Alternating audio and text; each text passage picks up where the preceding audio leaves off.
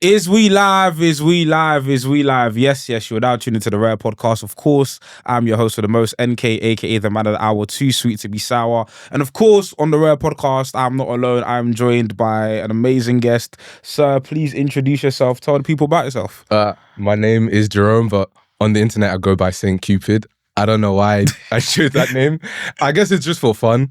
But yeah, so I just kind of enjoy writing. I'm a very big fan of just creativity in general, kind of like the philosophy of creativity rather than just that by itself.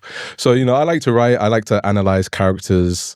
I like to kind of use them as allegories to real life and see how you can learn from that in reality and how they actually have a message that you can consume and use in your day-to-day life. Yeah, for sure. What got you? What made you? What was the first thing that made you pick up the camera and be like, "Yo, like I wanna voice my thoughts"? Was just something spurred the moment? Was it encouragement from your peers around you? Like, what made you pick up and record? Honestly, I just like I can. So like, I don't know. It's something where for the months preceding that, I was just learning a lot. Like I was like very deep into studying different stuff, which it wasn't really creativity. It was like at first, it was like Rick Rubin. I think that is like my creative idol. And he was talking about kind of just clarity and signals. And it was like he had this book called The Creative Act. And it's generally my favorite book. If, you want to be more creative, I think that is the first book you should read.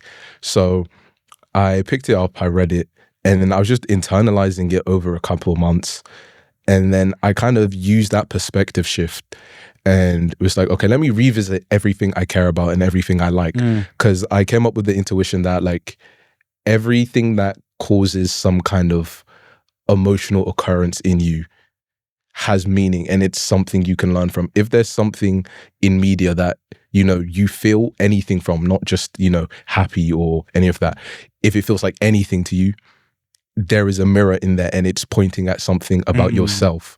So it's like, okay, let me find out about myself. I was kind of like, let me use, I guess, because at first it started on YouTube. And I was like, let me use YouTube to like discover myself and teach myself about me by making the kind of videos that I like to watch when I was younger. So I made a couple on, I think the first one was Ichigo, then it was Luffy, and then I just kept on going on. There was some like Arthur Morgan and all of that. I was like, okay, I like this, but I don't have time to do it. Third year is a busy time. Trust me. It was taking time. So I was like, okay, let me go to TikTok. I have, 5 minutes to record a video. That's calm. And I can even just like stop and start. So if I'm losing track, I can just stop, regather my thoughts and then continue going. And that just became a thing for a couple months. And then now I'm here, you know what I mean? Yeah, no, it's honestly sick because I love the point that you made about that the art we consume, that kind of like being either like parallel in real life or like we can take these messages that there are, because art is never made in a vacuum. Art is either a reflection of the times or saying something about a foregone period of time. There's in every piece of art there's an influence from something of that culture or something from a culture foreign to them. Do you know what I'm saying?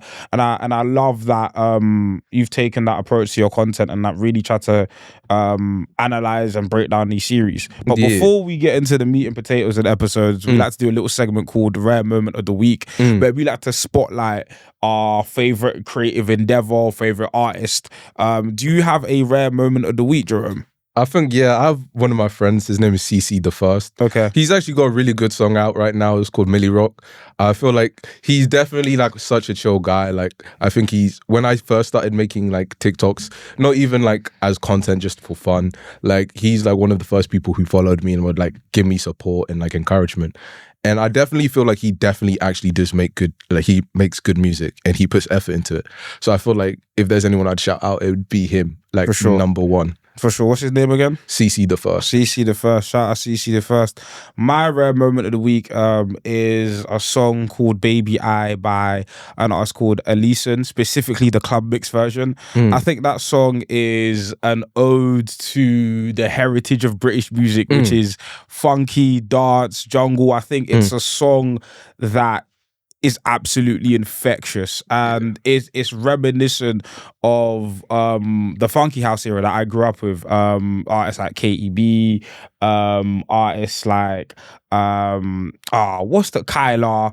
And I just think that song, Jed Soul did a crazy one on that song. So if you're somebody who loves music that makes you dance, that makes you groove, that I think is the core of like a lot of UK music. A lot of us come from different parts of the diaspora, and a lot of us love to dance, whether you're Caribbean, whether you're African, we love to dance. And I feel like UK music in its inception was about dancing, and I think that song Baby I just really, it celebrates, you know, the tenets of Black British music. So shout out to Elison. Naruto. You mentioned before we record, Naruto Uzumaki is one of your favorite characters in anime. What gravitates you towards Naruto? Because there are so many. I think Naruto has, through internet discourse, I want to say become a polarizing character, but there's been a lot of critique of him as a protagonist about, you know, how. About obviously Talk no Jutsu. Yeah, Talk no Jutsu, about his, you know, relationship with Sasuke, but also him, the messaging of the series about, you know, the hard work versus talent thing. But tell me, how do you feel about Naruto Uzumaki? I think he is like a really good character, because I think what I take away from Naruto out of everything is just be forward facing. I think the thing that makes, because I think he's not a vacuum. Like, you can't talk about Naruto alone. You have to talk about Sasuke as well, because they are like parallels. They're kind of yin and yang. So with Naruto, he's kind of the example of just being forward facing, and how, you know, your past doesn't define you, and it's your future that is what you should look and strive towards. And that's kind of Naruto's thing. He is like, you know, everyone hates him when he like first gets into the world. He's done like nothing. He's like completely innocent, but everyone's against him, and he doesn't take that in like a way that means like he needs to become nihilistic or he needs to be hateful.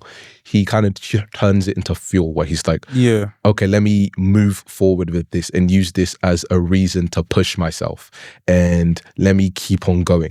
And that's like what Sasuke fails to do, where, you know, Naruto faces forward at all times and imagines a better future for himself, so he moves towards what he imagines. Sasuke imagines the past and always moves towards the past. He can't separate himself from what happened. He is at all times controlled by his suffering and his traumas. So I think Naruto is very much an argument for high agency in your life, where he believes that everything that happens to him, everything bad that could occur, as long as he is still Naruto, he has the conscious choice to imagine better. And that's why, like, even like the Pain fight is one of my favorite fights, because it's like, it's the only time Naruto is like fully tested, and he breaks. Like, Pain is the character that breaks Naruto, but it's not in a way that it finishes him. And, you know what I mean? And I think I love the point you made about he has agency, because I think you mentioned the Talk no Jutsu. I think in Talk no Jutsu, in a lot of those circumstances, he gives, after Talk no Jutsu, he gives those characters agency to take back elements of themselves, to kind of rediscover themselves. Where I think within the ninja system in Naruto, it's like we see this with Hashirama and Madara, and the descendants of Indra and Ashura. Like, the cycle of hatred keeps on going, because there is no room left for redemption. Thus, it like in Pain's speech, it creates a cycle of people that will forever fulfill the prophecy of whereas Naruto, he talks to these people, and these people have an opportunity to not necessarily wash themselves of their sins, but at least create an action that can create a domino effect of positive things going forward. I think that's it, because I think what, you know, the system, like not even just the Hidden Leaf, but just the all of system ninja as a whole. system, it's a problem of when, you know, people lose agency and they only become representatives of an ideology, they're bound to that ideology. So if, you know, you use Sasuke as the most common, or not even Sasuke, you can let's say Obito, like his whole ideology is that, oh, the ninja system is terrible, so it needs to be destroyed, and, you know, whatever Madara's got going is better. He doesn't even fully know what Madara's got going on, but he's just been sold that ideology. So he's not an agent of his own will. And his ideology essentially is to remove all agency from everyone else and put everyone in infinite Tsukuyomi. So like it's his idea for peace. And I think I love the point you've brought about agency, because I think you can look at, especially a lot of the predominant villains in Shippuden, a lot of Pain wants to unify the world against him, but again, he's imposing his will upon the ninja world. Obito imposing his will onto the ninja world. Madara the same thing. Whereas Naruto, it's like, you could argue like he uses his strength to like obviously win in battles, but it literally extends the olive branch every time to be like, we have the choice to make the world the way it is. Naruto didn't force the village to like him. The village liked him after after he protected them. Do you know what I'm saying? And he had no reason to as well. Like, because honestly, like, I hear this point so much, and I completely agree. If I was personally Naruto, I would say bun the village. Like, there's no way I would have been doing that. I have a personal like gripe against Hiruzen Sarutobi, because I fundamentally believe that he did not do his job as a Hokage. Pertaining to Naruto specifically, because this is the son of the fourth Hokage, just first and foremost. This is the Jinchuriki of the nine-tailed fox. Naruto should have had, in my opinion, expert training from a young age. Never should have been ostracized from the village, because if this kid went rogue, like most Jinchuriki have been shown to do, it could have spelled disaster for the Hidden Leaf village. And then again, he's the son of the fourth Hokage who literally laid his life down to save the village, and there were no and I get within the context of the Naruto world, Jinchurikis are they are essentially an oppressed class within the context of the Naruto world. But the fact that this Jinchuriki also happens to be the son of the fourth Hokage, a governmental figure in the village, and you've just left him on his own, and you've left Naruto and Sasuke on their own. The most vulnerable children. The most vulnerable children. And Sasuke especially, because while you weren't the main perpetrator of the Uchiha massacre, your best friend was there, and you put very minimal checks and balances to prevent a genocide. I don't know, like Hiruzen, I don't know, like he's just, there's so much wrong with him. Like, there's very little to defend him with. Like, you genuinely can't, because it's something where I think a universal claim is he's the worst Hokage. People like to say Tobirama is, but then Tobirama, at least he like created jutsu. Tobirama was a bigot, but he created the it's a controversial comparison. I'll call Tobirama Winston Churchill. I call Tobirama Winston Churchill. I hear it. In the sense where the infrastructure of the Hidden Leaf that as we know today would not be possible without Tobirama's contributions. Tobirama's contributions to the Hidden Leaf village, to the ninja world, are astronomical. Because the Hidden Leaf literally made the other ninja villages. It came first. It's the first one. The tuning exam, the prototype. The tuning exams. Just there's so many like a lot of the legendary jutsus we see were created for Tobirama. So like objectively, for the sake of the Hidden Leaf, if you are not an Uchiha, he's probably the most influential Hokage by far. But he ostracized the Uchiha and basically segregated them from the rest of the village. Like, it's just, I don't know. It's sad, because I think he too gets trapped in the cycle that his own brother was like trying so hard to end. Because like obviously the reason why Hashirama and Madara united is because it's like they were tired of just seeing people die. And Madara had so many brothers that were killed through war, and they were all children, I believe. And then there's the same thing with Hashirama and Tobirama. But I think Hashirama used that death to like, it's the same thing, because you know Naruto is pretty much of the same essence of Hashirama. He used it to face forward, where he's like, okay, my brother died, but let me use that not as some kind of prejudice, but reason to create change. And then that is the hidden leaf.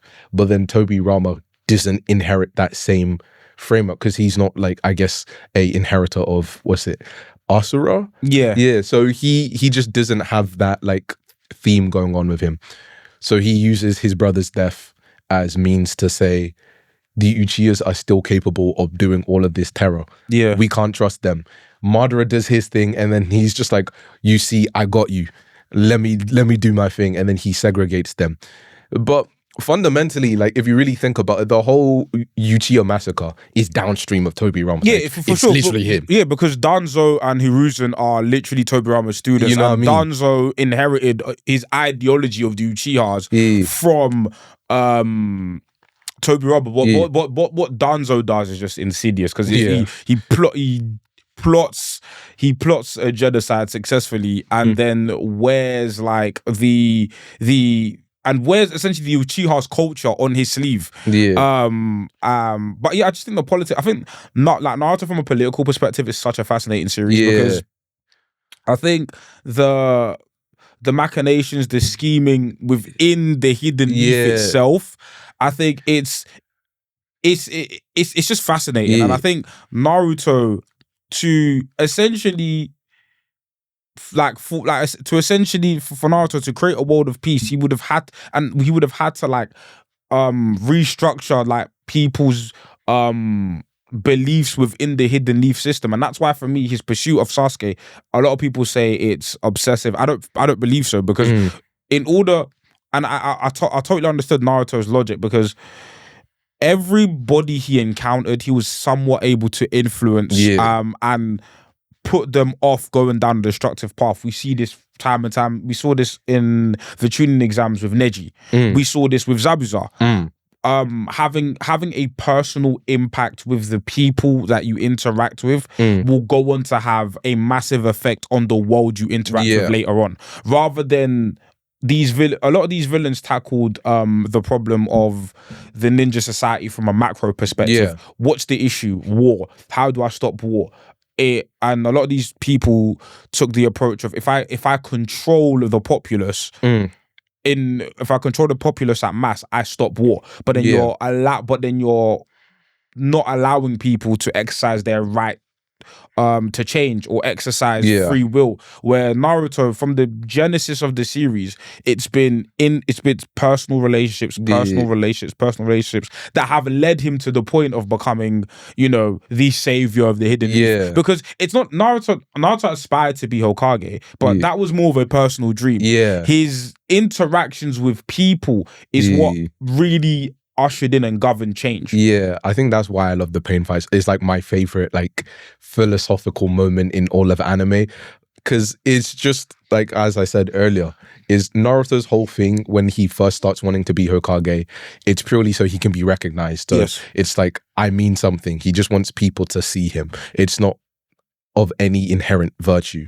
But then Pain is like, who cares? Like, okay, people recognize you, but wake up, there's a system around you where you get recognized because you're the Hokage, but everyone keeps dying and all of this stuff. And do you think, me, Pain, I'm here doing this because, I see it as fun? Like, do you not think there's a systemic reason that is causing me to want to, like, do all of this to you? And guess what? It's because what I'm doing to you was done to me. And, what, like, all that means is there is things larger than you that operate within this world. And how do you plan on tackling that? Because all you talk about is yourself. Like, all you care for being the Hokage is yourself. What good does that do? And that's where like Naruto like shuts up. He doesn't actually like fight back until, the fight continues, and then he gets to Nagato eventually. And then that's when he recites, what Jiraiya says. And then he really comes to the realization that, okay, I'm still going to be the Hokage, but is to systemically create peace. It's not to be recognized. It's to create peace. And I think that's why I like that fight so much. Yeah. A critique of the series is that I've seen is that Naruto doesn't effectively tackle the system. He kind of he has a lot of interpersonal conversations with people, but and obviously this is within Boruto, but he doesn't do anything to deconstruct the very flawed system that is the Naruto ninja world. The tuning exams still go on. Ninjas are essentially child soldiers. How do you feel about that critique? I feel like he's quite accurate. Like, if I'm coming from like a perspective of Boruto, I feel like, that's what Naruto is doing is a bunch of poo, if you ask me. You know what I mean? Like, because it's like he is pretty much like one god of the show, and Sasuke is the other god of the show, and they're both in one village. They don't need an army. They are like literally like god and god in one like village. So all of that like stuff, it just doesn't really weigh anymore. You know what I mean? Like, I feel like the way they present Naruto as a Hokage, it's just like, oh, I finally got what I wanted, but I'm so bored. It's not like he's very proactive about this change he keeps on talking about. So I think that is where it starts to fall off. It's not showing him personal. It's like he was such a personal person, and now he's just in an office. I think obviously, I mean, you'd have to write a whole a whole epilogue for Naruto about how he really dismantled the system of ninja society. Because I think obviously the fourth ninja war was obviously the culmination. I think it was a culmination of a lot of the ideas within Naruto about the cycle of hatred. Obviously, being descendants of Indra and Ashura, but the cycle of hatred is pervasive throughout the entirety of ninja society. And he defeated, I think, him getting through to Sasuke was kind of like the culmination of all that, because he got through to somebody who was so far gone, who was so far gone, who was very much wronged by ninja society. But at the same time, it kind of falls hollow when you have Orochimaru just rolling around at your wedding. I don't know how that guy was not put in prison. Like, I know that like he kind of helped because he had like some influence in the war for like Naruto's fate. I say some like he pretty much got all of the like Hokage back. All that good stuff, but then it's like he's a war critic. He's a criminal. Like, he's a war critic. He tested like for even preceding the events of the timeline that we know, because obviously he was kicked out of the vision by Hiruzen Sarutobi. He killed the ninja in the tuning exams. Children. Like, I don't know. It's like, and then even before that, like with Yamato is like one survivor of how many like kids he like experimented on. He like kidnapped children. And I guess the reason why, I think obviously, like, I think Kishimoto was very much of the idea of redemption and growth. But I think that character in particular was a step too far. Like, I feel like he should have been killed off or something. Like, but you had an interesting video about Sasuke Uchiha in particular, about how Sasuke Uchiha is very much burdened. He's basically a slave to his pride and a slave to his past. I'd love you to get more into that. So I think the problem with Sasuke is that he, like, I can't say too attached to his past, but it's just he can't see past his own pain. And it puts him in a place where, like, I remember what I said about it is like, so his whole hero is Itachi, and like the way he's presented as a child is Itachi is the greatest person ever. It's like everything anyone tells him, and it's the thing he believes in the most. So his ideology is Itachi is what it means to be a ninja. And so it's just so unfortunate with Sasuke, because it's understandable. It's like, okay, so like this is your hero, and then, you know, one day out of absolutely nowhere, you just witness him kill your parents and then your entire clan. And then for no reason, like, to your knowledge, he makes you watch like your parents die like what, over 500,000 times. Like, that was overkill. Like, I'm like an Itachi like apologist. But it's something where it's like the 500,000 times, like, did you need to do that? It's subjecting your younger brother to a ridiculous amount of trauma in the hopes that he becomes a better you. Like, I think his thinking was kind of flawed. Like, I know he's smart, but like where he was going with that, I don't know but I would defend that in the sense that Itachi was a teenager thrust into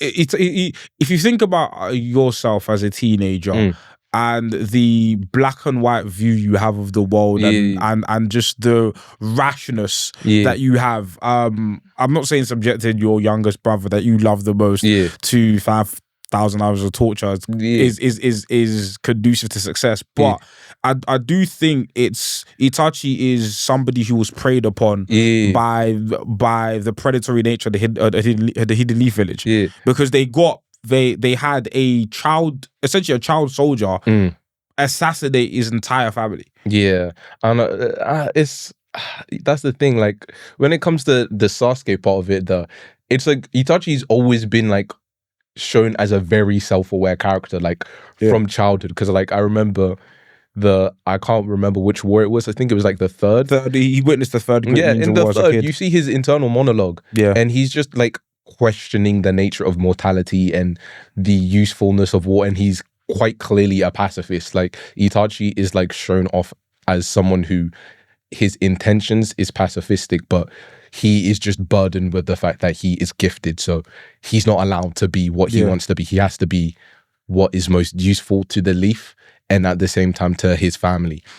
And it's like, okay, so if you have that, I understand it's like a very morally grey position, but then why go that far with Sasuke? I feel like there was another, like, I'm not gonna say like he could have done something completely different, but it's like the fact that it was like 500,000 times, that was overdoing it. I think what he wanted, I think it's clear that Itachi wanted Sasuke to be the one to end him. Yeah. And obviously he wanted to inspire that, because I think Itachi fundamentally, I don't think he fundamentally feels guilt and a sense of sorrow over the massacre. And he sees Sasuke as the only person fit to judge him for his for his sin. So creating that hatred within Sasuke for Itachi was the only viable way to get the justified the just ending he deserved. Yeah, I feel like it's a bit of like a Lelouch moment, but like concentrated into one character relationship, where it's like, you know, he puts all of that hatred into Sasuke and tries to direct it towards himself. He's trying to avoid Sasuke learning about the system. That's like Itachi's ultimate goal, because even I think he installed it into, was it his eye or something? Yeah, that whenever he sees Obito, it burns him. Yeah, because I think it's weird, and then we go to Itachi's relationship with the leaf itself, and obviously that protection he has over the leaf comes from him witnessing the third Great Ninja War and him despising war. But it's often there is the analysis that Itachi sold out his clan for the protection of the leaf. I don't like that narrative. I don't like that. Yeah. Like, no, like people say, oh, he sold out his clan. It's like they were gonna get wiped out. Like, I promise you. Was it in a civil war in the Hidden Leaf? It's like a lose-lose situation. Yes. Like, no one's winning. So he just had to find the cleanest exit, which unfortunately was his own people. It was the lesser of two evils, in the sense where more people would have perished as a result of a civil war, because if we look at the political landscape of Naruto, the Hidden Leaf, the relationship between the Hidden Leaf and the rest of the villages was already tumultuous as it is. Terrible. A civil war between the Uchiha and the Leaf, which the Leaf would most likely win, would still result in the Hidden Leaf being completely destabilized, which would allow the other villages to come into the village and completely just decimate decimate the village. And Itachi's whole thing is about the preservation of life. So to Itachi, to boil it down, it was a numbers game. The number of people within the Uchiha clan versus the Uchiha clan most likely perishing, and the entirety of the Hidden Leaf. I think that is the thing. Like, when people try to make the argument, he sold out his own clan, and it's like, it's so dumb, because like clearly it's a position he didn't want to take. People make it sound, or they simplify the narrative. So it's something that sounds like, oh, he just didn't care about his clan, or like he didn't think about, like, of course he cared, but then it's either literally just like that entire Hidden Leaf gets destroyed because, you know, they have the Cloud who hated them at the time. Yeah. That was like, I'm pretty sure within the same era where like Minato and like, was it the Raikage had beef and all of that. And then there's also when the Hidden Sand just complete ops and all of this stuff. It's like, do you think the Hidden Leaf straight after getting half destroyed would be able to survive their sand attacking them and then, you know, was it the Cloud attacking them? That is pretty much another war starting.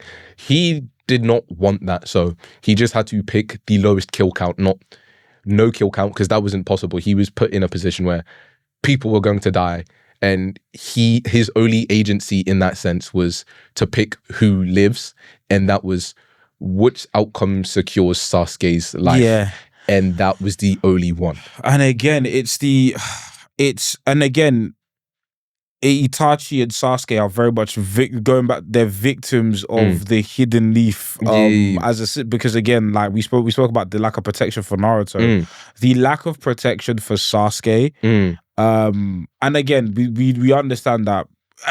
It's just contextualizing like the Uchiha massacre, because I rewatched Naruto recently, and going back rewatching Naruto with the knowledge that Hiruzen Sarutobi knows exactly who Sasuke Uchiha is, knows exactly who Naruto Uzumaki is, and essentially, like if you're gonna orchestrate a massacre and you leave a survivor, shouldn't you ensure that he's he's governed well, he's protected, he's taken care of, because the kid is naturally full of angst, naturally, and the fact that you know, even when Sasuke got captured by the Sound 4, Tsunade's like, well, we're just gonna send a bunch of kids after him, and it's like, because they were using the excuse that like, oh, we're stretched thin. It's like, so, but like you jump to the like, what is it, the Shinobi Alliance, and like how many ninjas, like how many missions are you actually running to have not a single adult available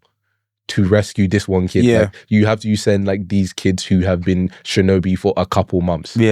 And even there's another character I feel like needs to be indicted. No one ever acknowledges it, but Kakashi also knew. Like Kakashi also knew about Naruto. Not only did he know, like that's the worst part. Like Kakashi was personally trained by Naruto's dad.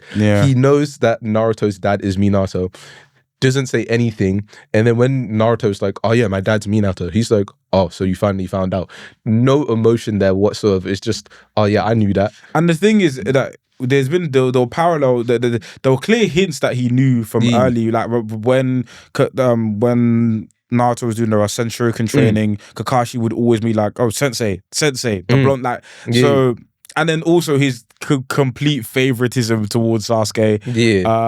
But essentially, if it was down to Kakashi, Naruto would have been trained by Ibisu. Like, I don't know. Like he just doesn't care about Naruto as much as you think he would. Because like Kakashi's whole character is painted as, oh, I've lost every single one I love. Like everyone I know that like was close to me in my childhood, except for Might Guy, is dead. And then it's like, okay, so surely Naruto. I think Kakashi is somebody where he's easy when you operate under these regimes. I think he's somebody who surrendered to the regime as it is. He's somebody who Kakashi doesn't necessarily see a world outside of the ninja world until Naruto inspires him. Naruto's kind of the light bulb moment where the ninja system can be somewhat reformed, but Kakashi's very much somebody who's resigned himself to like, this is the state of affairs, this is how things work. Yes, I guess the thing he takes the thing he took from Obito is like to have compassion and cherish your teammates. But he's very much comfortable operating within the status quo. I think it's because Obito died, so he's like, this is an ideal, but it's not something you can live. It's like an ideal and a lived expression is two different things, but Naruto is the lived expression of Obito's ideals. So that gives him hope again. And you see it when, like, you know, I can't remember where it was, but he says something like, oh, I love you guys, when like he sees them, like Naruto, Sakura, and Sasuke fighting, I think it's Kaguya or something. Yeah. He expresses joy at what they're doing and how he's proud of them. So it's clearly that they've changed him, but it's still like, you'd think it'd spark something, a little bit of something like in him, because obviously he still believes in those ideals, not necessarily thinks that they're something that happened naturally in the world, but he still holds that part of Obito in him. Because Kakashi was very much like, again, I think this is why Naruto is the outlier to the rest of the ninja world, because Kakashi was very much like, he didn't want to, but he was very much for killing Sasuke. Yeah. Like when it got to the confrontation after Sasuke had fought Danzo, Kakashi was ready to kill Sasuke at that point. Whether he could or not is a different story. Yeah, but it's crazy as well, because like that's his favorite student. But I think that's why Naruto is the #1 outlier to the rest of the ninja world. Because he just doesn't listen to it. He doesn't buy any of the dogma. He doesn't buy any of the ideologies. He has his own. He has his own mind. And he just expresses his own mind and goes with that. And I think that's why people like I think that's why there's such a visceral reaction to like Naruto talking no jutsu and people, or Naruto's obsession with Sasuke. I think people don't contextualize it in the sense where Naruto is going against a core tenet of the ninja world, where even what separates Naruto from Hashirama is ultimately the dealing with Madara and Sasuke. Hashirama succumbed to the status quo of the ninja world, which was, okay, he's beyond reproach. I've got to eliminate him. There is nothing more I can do with this guy. I've got to eliminate him. And what that did was further on the cycle, where Naruto, like, and people misconstrue the child of prophecy. The child of prophecy isn't somebody who inherently is going to inherit and set a power. The child of prophecy is somebody, like the destiny of Indra and Ashura, where they're going to fight and one of them will pass away. Naruto broke the cycle by ensuring that Sasuke lived. I think that's something like a lot of people say that it's one of the pieces of discourse that, I don't know, like I feel like I've taken it jokingly when it's just like the whole Naruto is ninja Jesus thing, and it ruins the whole anime because it's like about this whole hard work versus talent. It's like, no, he still worked very hard. If to say that Naruto did not work hard at all means you did not watch the anime. Because the way he starts the anime is he is completely unable to do anything, and he has no reason to believe that he could be anything, but he just says, I don't care what you guys think, I'm going to be something. And also he turns, I think Naruto literally throughout the entire series has been shown to be, yes, he has an abundance of chakra, he has the night, but he turns most of his disadvantages into advantages. Naruto doesn't properly form a Rasengan till the literal end of the series. The Rasengan is a jutsu where you form it in one hand. Throughout the entirety of Naruto, he has another guy. He has another shadow clone to form the Rasengan because he's incapable of doing it properly. The same thing with Sage Mode even. He can't do it. He needs to like get his shadow clones to gather the like Sage Chakra to help him actually activate his Sage Mode. And it's stuff like that where Naruto, aside from Killer Bee, we were not introduced to till the final portion of the series, the Nine-Tailed Fox is a source of power, but it is a burden on him. We see against his fight against Orochimaru that the Nine-Tailed Fox is looking to take over and harm everyone around him. Naruto, and I think it goes down to Naruto is very much one of the most adaptable characters in the show, because he takes obvious pitfalls and obvious things that are a disadvantage to him or a hindrance to him and makes them work for him. That's what I mean. Like, that's why I say like he has agency. He doesn't, I think, because like a lot of people, even in real life, it's like you have a flaw about you, so it's like that's the end of it. Like there's nothing you can do there. It doesn't work. Give up on yourself. But then he just doesn't get like, oh, something's going wrong with me, or this isn't quite like, you know, what everyone else has. I don't care. I'm going to do. That's why I think, you know, one of the characters that really should have been focused on more, because could have had such a good relationship with Naruto, is Rock Lee. Yeah, because he is like the extreme of Naruto. I think they took I think the characteristics that Rock Lee embodies were pretty much given to Mike Guy. Yeah. Were pretty much I think what Rock Lee represents was ended up getting fulfilled by Mike Guy. Yeah. Even if you look, because essentially even Mike Guy's flashback was essentially Rock Lee's flashback. And I think and I understood kind of why they did it, to give Guy and Kakashi some sort of rapport. Yeah. But I felt like, yeah, a lot of the things that Rock Lee embodied were ended up being realized by Mike Guy. Yeah, you know, because like in the like original show, Rock Lee is shown to be like a runner-up, where he's like really on the tails of both Naruto and Sasuke. Yeah. Like there's all of these characters that are like shown to be so unique, but then Rock Lee has his own essence that is really special. Like one of the biggest moments in like OG Naruto is the weight drop moment, where he just lets that stuff go. And then he starts going crazy towards Sasuke. And it's like, he really has potential. Like, I wonder what's going to happen in the future with him.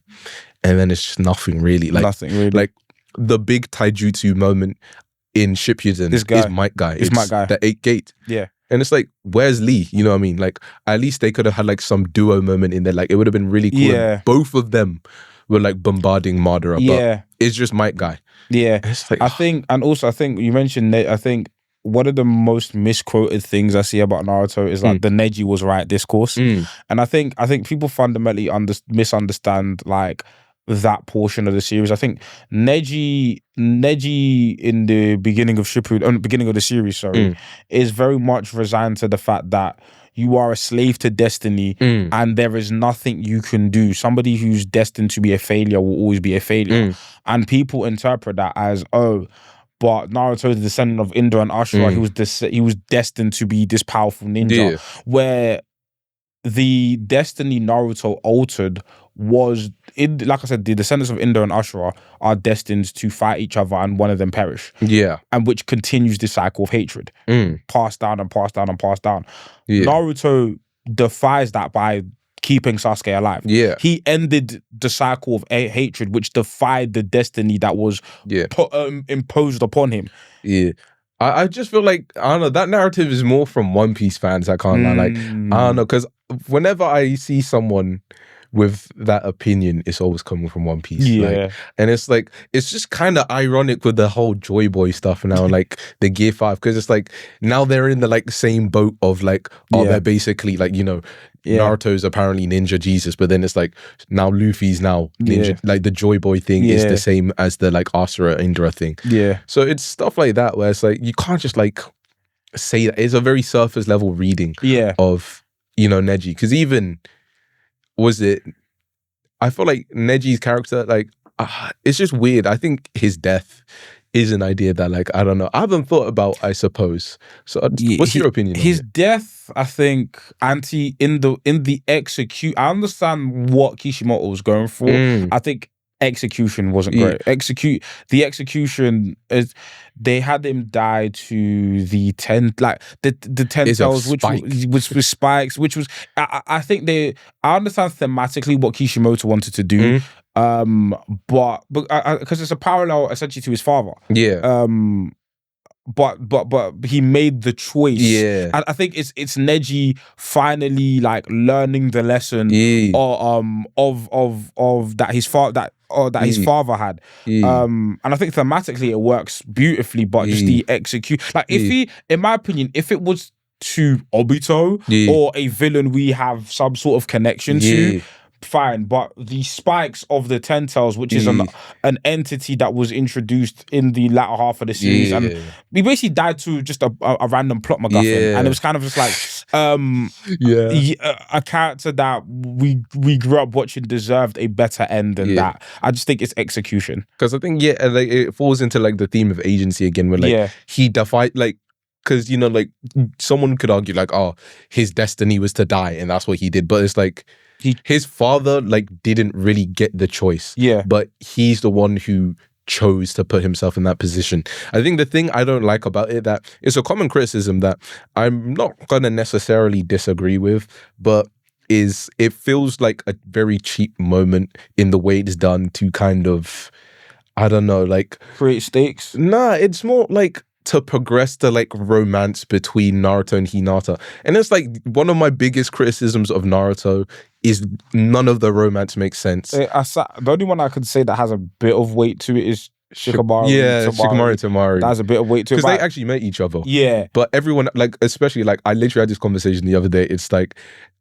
the fact that Sakura ends up having a child with Sasuke is one of the biggest abominations. They have an abusive relationship. Yeah. Point blank period. Like emotional neglect. Like the guy is an absent father. I hate a lot of the portrayals of the characters in Boruto. Yeah. But yeah, I don't know. It's just like with Sasuke. It's like, okay, so he's trying to kill her multiple times. Like, abandoned her in the village, and Sasuke and Sakura still has this affection for him, despite not seeing him in like the gap between Shippuden and Naruto is like years. 3 years. It's like 3 years. You know what I mean? Then after you've seen him in those 3 years, he literally attempts to murder you. Yeah, you know what I mean? It's like she literally on 2 separate occasions. The Orochimaru hideout and then after Danzo. Yeah. It's the fact that she's literally had less time with him than she has had time with him. So it's like, okay, you realistically was on a team with this guy for, let's say, maximum 6 months. And then for the next 3.5 years or something, he was against you.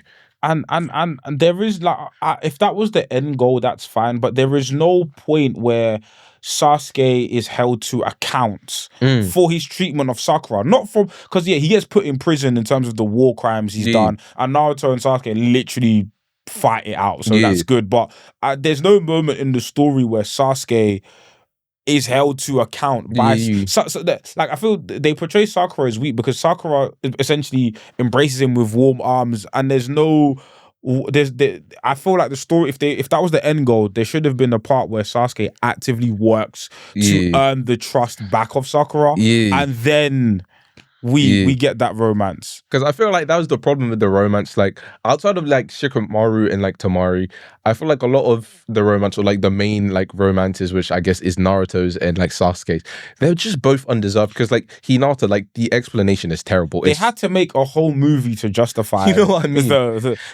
But the thing is, we all knew that probably Hinata was the end game. Yeah. But it's like they had moment, like the pain moment, but then nothing happens afterwards. He forgets about it. You know what I mean? Nothing happens afterwards. And then you have to do a whole movie to kind of contrive the relationship together. I like the movie though, but like it still just didn't make, because like even the explanation for why like Hinata forms a crush on him, it's like he gets beat up for like trying to get your scarf back or something like that. I feel like Hinata's feelings towards Naruto are fine. It's Naruto's feelings towards her that I'm like, where did that come from? Because like, Naruto's been obviously portrayed as oblivious and an oath, but it's never reciprocated. It's like throughout the entire series, it's made abundantly clear Hinata loves Naruto. Hinata sacrifices her life in front of pain for Naruto. Where's the reciprocity? You know, because he's focused on Sakura. That's the thing. And then like even, I don't even know. I think that naturally fades off like Naruto's actual interest. Like that one was well done, where at first he wants like Sakura's appreciation and attention, and then as the show progresses, it's clear that he's now just valuing her as a friend. Yes, and it gets to the point where it's like she tries using the like whole "I love you, Naruto," and he's just like, "Shut up." Yeah, he's just above it. But let's pivot. Let's talk about Attack on Titan. Attack on Titan. The Rumbling, one of the most spoken about moments in anime media. I think The Rumbling is fundamentally misunderstood. Yeah. And Eren Yeager as a character. And the problem, I think Isayama did an amazing job in showing us the mistreatment of the Eldians on Paradise Island by the Marleyans, and really creating, like, really making us understand how oppressed these people are. Yeah.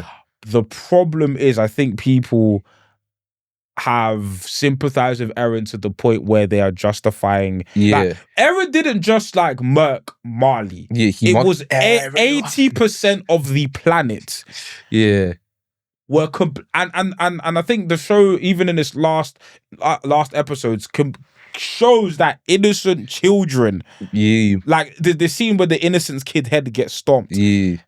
People who are, I don't want to say weren't involved, because Isayama very much frames the world of Attack on Titan as everybody being against Eldians. Yeah, but they're indoctrinated. You know what I mean? Because there's people who are shown to like go to Eldia and go like, why were they teaching us this? These are human beings. Yeah. And I think it just serves as an example of like how categorization, like that's like, I think one of my biggest like ethical qualms, like is the idea of categorization. I think when you treat people as categories, you will forget they are human beings. Yeah. So I think that is a good example of how people, you know, see Eldians as Eldians and not human beings. It's two different things. It's been separated.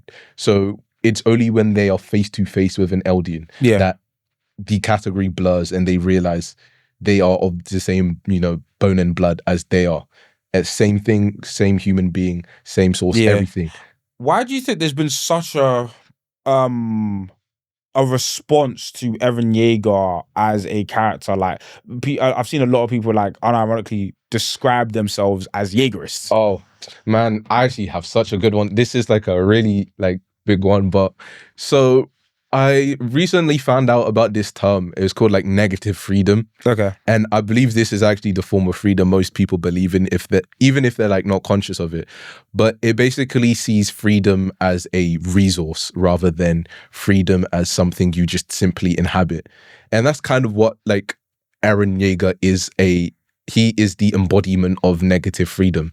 So, you know, negative freedom is the idea that you need to obtain freedom from infringement. So anything that can infringe upon your possibility of being free, you are not free until it is gone. So Eren cannot believe he is free because there's like, at first it's like the confines of Eldia is what keeps him trapped or is what's stopping him from being free. But then it progresses into the entire world. He can never be free until anything that infringes upon him is gone. But what that is the entire world, which is why he chooses the rumbling. Because if everyone is gone and everyone is dead, to his definition, he's free because he sees it as a resource he must obtain.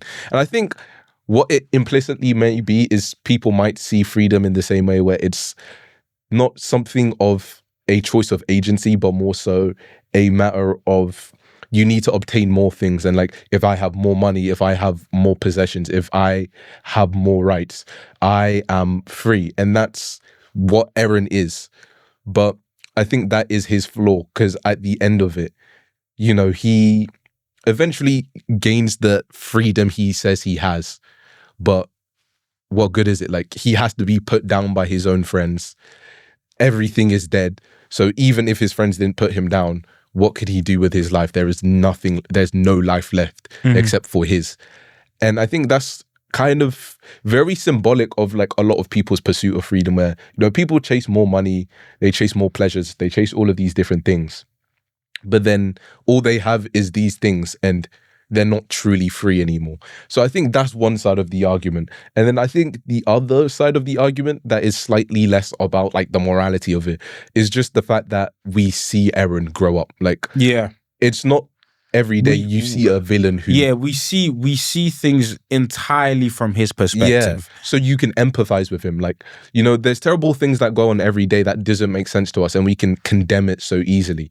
But then with, like, you know, media and anime and all of these things, we get to see why and what led us to there. So we see literally the start of the series, it is a child who his mother is killed. And then we see his progress of how he radicalizes into, I have to do it. It's so funny because it's like we see that, and then I think but the revelation is that he set that in motion. And I think that's where, of course, like the treatment of people on Paradise Island was very much orchestrated by the forces of the Malayan government and so on and so forth. But we see like and I think that's the part of the ending that I don't think people have really grappled with, that everything that we see, like the entire incident of Attack on Titan from episode 1 is his mother being eaten. And then it's revealed to us that he caused that. He literally caused that entire thing to lead to where he is now. That's the thing that confuses me even. Like, I don't know, it's something that was like, I don't know, because I remember trying to like rewatch and trying to get to like the time chronology of it. I was just like, Eren is like truly one of a kind character. I feel like he is definitely within his own class of character. Yeah. Because people try to like I remember when like Attack on Titan ended, everyone was like, oh, he's just a bad Lelouch. He's just a bad Lelouch. I'm like, I feel like you can't compare. Like, I understand why the execution feels like a bad Lelouch, but I feel like Lelouch's situation was far like less complicated. There was less time instancing. It was literally just a more linear process that went on, where it's like, okay, I need the world to hate me right now. Let me start doing that. And I think with Eren, it was less about. I think with Lelouch, like he needs the world to hate him for the quote unquote great or for quote unquote greater cause. And Eren had a greater, but the cause was very much self-serving. Yeah, the cause was entirely self-serving. Like, I think he convinced himself that it was also for people, but it was for him. It was literally, and even his initial the initial motivation we see for Eren is, I want to kill Titans. Not for the sake of the world. I want to kill Titans because they killed my mom. Yeah. Then it's like, oh, there's a world out there. Yeah. And if I oppress those who want to oppress me, will I be free? Yeah, that's what I mean with the negative freedom thing. It's just like, his concept of freedom is not just something you inhabit, but it's something you need to take. Because I saw a video on it and it made a lot of sense, where it was saying how Eren and Reiner see themselves in the same light, where they, you know, I think Eren said something about there is two kinds of people when it came to war, and people who partake in war and people who wage war for something. And what the video was saying, it was like, Reiner, he wages war because he wants to be a hero. It's not necessarily that he's like a bad person or anything, but he just wants to be a hero to Marley. He wants to be a hero to the children. So he partakes in war willingly and actively encourages it. You know, you like the famous clip where he starts destroying Eldia, he tries kidnapping, Eren? All of these things is because he wants to be a hero, and he is destroying Eldia just for that. But it's the same thing as, you know, Eren. He wants to be free, so he wages war for freedom. And the only path he sees to being free, unlike Armin, is like war, is destruction. That's why he thinks the rumbling is necessary. Because he doesn't believe in diplomacy. Armin believes that he could be diplomatic. There could be negotiations potentially one day. Armin, his kind of freedom is the freedom to believe in hope. But that is not what Eren inhabits. He is more so, I need to control what I consider freedom. Like, freedom is control. And he cannot control a whole country. So he has to destroy it instead. And oh no, there's like 3, 4, 5 more countries that all agree with this one country. So they have to go as well. He is trying to maximize for control, not hope.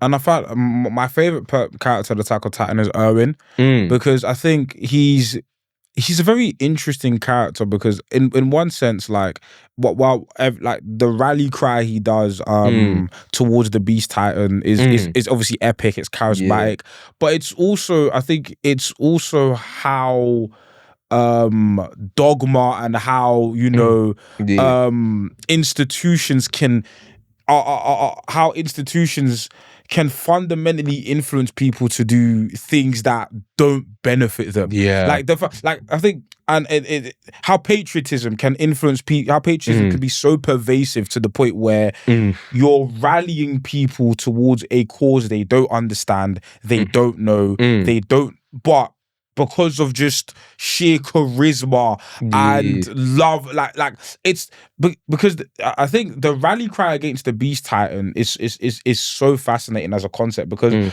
we see often in media that, you know, the trope of the last stand, but the last stand is usually for something. It's usually in protection of you know, citizens of a village, or but Erwin's pursuit of the Beast Titan is simply to discover what's next. Yeah. It's not for an implicit protection of the people of Paradise Islands. It's more so, this is, you lot are slaves to my ambition. Yeah. And I'm going to lead you forward. Yeah. Which I think is just fascinating. Yeah. Which is why ultimately he couldn't, which is why he had to perish. Yeah. Because there, with Armin had a curiosity and a desire for the world and a desire for people. But Erwin was more so like, Erwin was like a dog chasing cars. Yeah. Once he got it, what is he gonna do with it? Yeah. I don't know. I think it's just like a very interesting thing, because I think what holds like a lot of people back is the need for certainty. And I think that is kind of what was it Erwin? It was, he needs a vector where, you know, with Armin, he has hope. So hope is fundamentally like an uncertain thing. It doesn't have a immediate goal. Yeah. It's kind of something that emerges with reality. Like when, you know, they find out there's more than Eldia, Armin is still kind of hopeful that some kind of diplomacy can happen. He's not sure where, when, and how, but that is something only Armin could produce.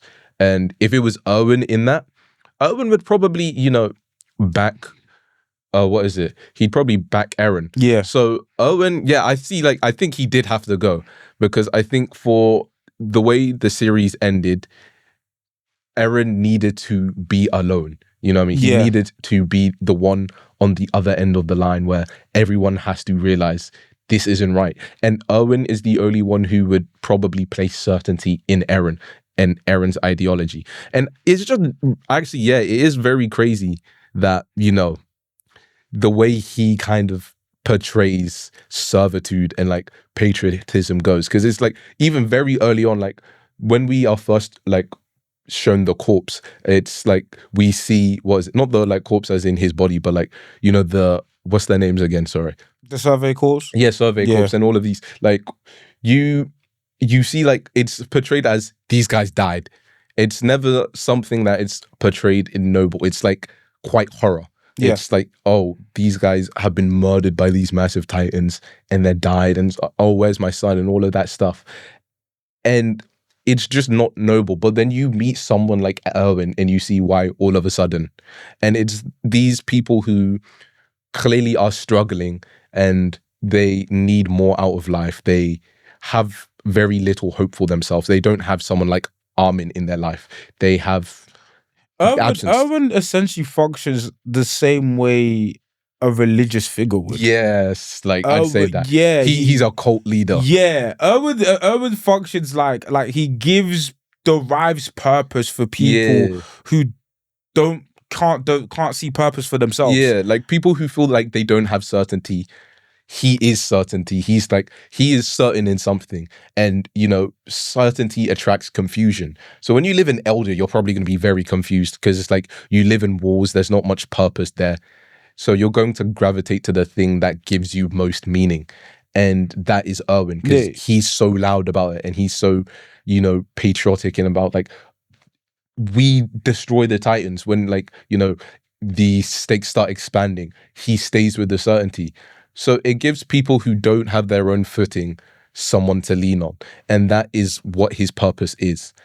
And I think that is kind of like the interesting thing about his character. And like, I think it's a nice reflection of like how certainty does attract, like the quickest way to attract people into doing anything is just find people who are uncertain and then give them certainty, whether it's true or false. Yeah. And speak with because it was funny because like he had so much conviction, but underneath all that was again a lack of certainty within him, because he had an I think it came from his father. He had an inkling that there was something greater than the understanding he has now. Yeah, but I think with Erwin, it was the constant pursuit of the next thing. It was never a defined goal.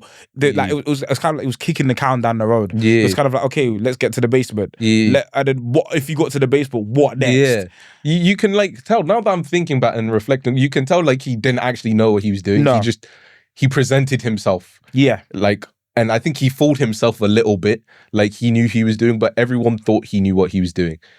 And fundamentally, he really didn't. Yeah. Because he was just as confused as everyone else. I think he just wanted to be sure of something. So he always convinced himself first and everyone else second that there was something down the line that could be achieved. And that's what he was doing. His kind of goals was just as emergent as anyone else's. He was just loud and proud about it. And I think that's just what made him the leader he was. Yeah. But he's a likable character. I think he's very charismatic. Yeah, he's my favorite character. You know what I mean? Like, he's very charismatic. I think he's probably one of my favorite characters as well.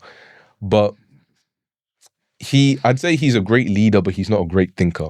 Like, I think Armin is the better thinker or the best thinker within Attack on Titan. I think that's the purpose of Armin's character, was always supposed to be that. But it's the fact that because Armin is actually thinking, he is uncertain. And, like, you know, for you to actually consider nuance and to be able to think about things honestly and genuinely, it's not something where the thought arrives to you and you're like, yeah, this is right, this is wrong. You actually have to receive it and think about it. So Armin always does that, where he's always conscious of more, and he's always conscious of himself as what he knows is provisional. And that is kind of how his character is portrayed, as kind of nervous. Like, he definitely stands for something, but he's not as outwardly dogmatic as everyone. Like, if you place him in a room with Erwin, Levi, and, you know, Eren, he is the least confident person there, but he's also probably the smartest person there. Because he's able to see outside of his own perspective. Exactly. I feel like these characters... and it's interesting because and that's how the Yeagerists were able to form, because you took a bunch of disillusioned people and gave them a symbol. The symbol used to be Erwin, but now the symbol is Eren. Yeah. So that's the thing. It's like, it's easy, like, genuine, like, in real life and in the anime, it's like easier to find Eren and Erwin than Armin. Because the way Armin presents himself is genuine, and genuine doesn't look charismatic because it admits confusion. So if you're confused, why do you want to go to someone else who's saying, hey guys, I'm also confused? Like, you're going to go to the guy who says, I'm not confused about anything. This is the problem. That is the problem. We need to do this. Like, you're going to want to go to the second guy, not Armin. And it's easier if the guy is pointing at an enemy saying, this is the problem. You know what I'm saying? Titans are the problem. The world is the problem, versus somebody who's telling you it's more complicated than that. Yeah, like, it's easier to digest, like, because the fundamental human need, like, the way the brain is wired, is human beings do not like uncertainty. Most times, most humans will try to close uncertain loops. So it's just kind of natural design that you would, you know, fluctuate more to Eren and Erwin than Armin. It's just, it takes conscious self-awareness to be able to understand that these guys could be wrong. But I don't think people in a world like, you know, Attack on Titan, they're looking for someone who could be wrong, or they care about, was it Eren completely correct? No, they probably don't care. They just need hope. But to bring it back to, because you made a point when you started your content about contextualizing things we see in media to the real world. That's exactly what we see with, like, you know, cults forming, cults of personality, public figures, whether it be politicians, religious leaders. People are looking towards a North Star, and if there's somebody who exudes a certain amount of charisma, a certain amount of certainty, they are going to follow it. Yeah, that's just how it works. That's that's how the real world works. Like, all cults, all of these ideologies, like even politics, that's like how all of these things work. Is people need certainty, people suffer from certain issues, but they lack the awareness of why this issue occurs. So someone who has presented an answer, however truthful it is, if the answer sounds certain enough and it doesn't indict you, then of course you're going to go with that person. Like, if, you know, I don't know what's going wrong in my life, and someone walks up to me and one says, you know, there's two people, one person, he's like, well, well, you're kind of involved, but like there's bigger factors, but you could be doing something. And another guy's like, none of this is your fault. It's their fault over there. They did this. You need to do this to make that change. You're probably going to want to go with the second guy because it makes you feel less guilty. It makes you feel innocent. It makes you feel like there's someone you can point at. And there's a simple solution. Eliminate that problem and all my problems go away. Yeah. It's a lie. Like, it's not true. Like, you will... Because what happens is, like, shifting blame. Like, that's literally what you see with, like, Erwin and Eren. It's just like, okay, this is the problem. No, this is the problem. No, this is the problem. Because every time, you know, the scapegoat is kind of actually dismantled, and then there's a larger system on top of it. It's now, okay, this is the new problem. And it just keeps on going up because the real issue is never actually faced. So it's just finding random things to understand why this is happening. And this is literally a historical thing. It's like, you know, the medieval times is full of this thing. It's where like, okay, we don't understand, like, because obviously they didn't really have sciences. So it's hard to like get mad at them for, but it's like, they didn't have like scientists. So it's like, what can we explain this phenomenon? They come up with some nonsense. Yes. And then, you know, they run with it. Yeah. And then they find out, well, it's still happening, so it has to be something more. Yeah. And they just make up stories and a bunch of nonsense and gibble gabble. And then people, and then there's a quote from The Wire that perfectly fits into this. Even if it's a lie, we fight on that lie. Yeah. And you give people something, an idea to believe in, and you will see how far people will take that idea. You know what I mean? It becomes less about believing in the idea, but the idea gives them an identity. Yeah, that's the thing. Like, I think that's one of the things from like just going into like rabbit holes on psychology. Like, it's always been like one of my favorite like things to like just look into. But the best way to persuade someone is to create an identity scaffold for them. Because if you make something central to their identity, no matter how much evidence you give them, it is so hard to make them change. Like, if you believe X thing is true, and, you know, I present all of the evidence in the world that is false, you are probably just gonna hold your hands over your ears and just ignore me. Yeah. Because it's your identity. Like, who are you without it? You can't have a stable sense of self without believing in it. Yeah, that's so poignant. That's so poignant. That's like how like a load of these like shows work. Like, I think when you like understand the psychological aspect, it makes so much sense. Like, the Yeagerists, all they were people who they needed to feel a sense of self. Yeah. And Eren gave them that. So it's like, Eren is wrong, but who cares? They don't have a stable sense of self outside of Eren. So it's just their brain is because wired. Eren, because a character like what was his name? Flock. What was his name? Flock. Yeah. Was it Flock? Flock. Yeah, Flock. He went from like literally being like somebody who's very like who did not like Eren Yeager. Yeah. Because Eren Yeager was kind of trampling upon the framework he understood. Yeah. And Eren created a framework he could understand. It became he became a fanatic. You know what I mean? He became a fanatic. Yeah. But Jerome, it's been a pleasure having you on, man. It's been a pleasure. It's been nice, bro. Nah, man. Tell the people where they can find you on social media. Bro, so currently I'm on Substack right now. That's where I'm at. Like, I have a TikTok. I'm taking a little break from it. Yeah. It's Baby Cupid. I'll be back up. I'll be back up sometime soon, like in a couple of months. I'm just like taking my time off to just research, actually see more media, like consume more things so I can actually talk about something. But right now I'm very active on my Substack, that is SaintKupid. But outside of that, yeah, you'll have to catch me sometime. Yeah, but I definitely will have you back on the show because it's probably like because you mentioned Lelouch a lot, and I definitely want to talk Code Geass with you as well. And I'm currently reading Tokyo Ghoul, and Tokyo Ghoul has a lot of interesting commentary about you know, again, about categorization as well. But yeah, for those of you who are still here, make sure you like, share, comment, and subscribe. Tell a friend to tell a friend. Help us get to 10K on TikTok. It's been your boy NK. It's been your boy Jerome. We are signing out. Peace. Peace, bro.